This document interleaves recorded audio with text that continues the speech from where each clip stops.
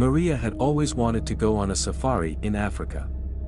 So when she won a contest for an all-expenses-paid trip, she was overjoyed. She and her partner, David, were whisked away to a luxurious lodge on the edge of the Serengeti. At first, everything was perfect. They saw lions, giraffes, and elephants up close, and the lodge was an oasis of comfort in the middle of the wilderness. But one night, while they were sitting on the balcony enjoying a glass of wine, Maria heard a strange sound. It was a low growling noise, like nothing she had ever heard before. David tried to reassure her that it was probably just a lion in the distance, but Maria couldn't shake the feeling of unease.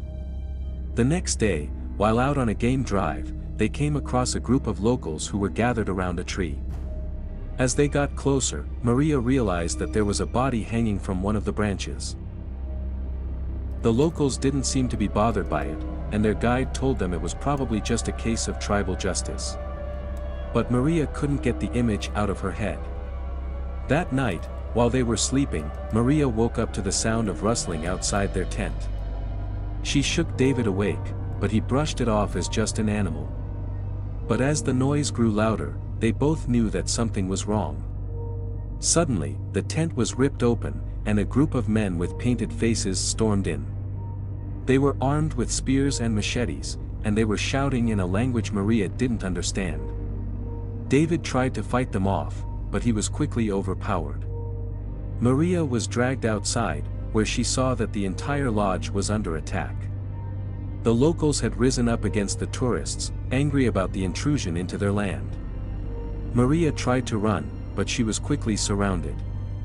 She knew she was going to die. The attack had been sudden and violent, but just as quickly as it had started, it ended. The attackers disappeared back into the night, leaving Maria and David alone and terrified. For a long time, they just sat there in the darkness, listening to the sound of their own breathing. But then, slowly, they began to gather their wits about them.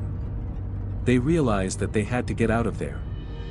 They grabbed what they could carry and stumbled out into the night. The lodge was in ruins, tents and buildings alike had been set on fire, and the place was a chaotic mess.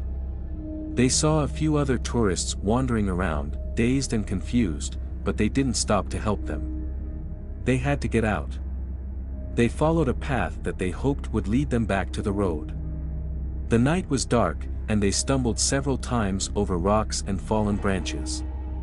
They were scared that the attackers might come back, but they didn't hear anything. Eventually, they made it to the road. It was deserted, and they had no idea which way to go. They decided to head east, towards the nearest town. They walked for hours, until the sun began to rise. As they walked, they talked about what had happened.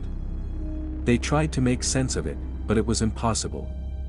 Why had the locals attacked them? Had they done something to offend them?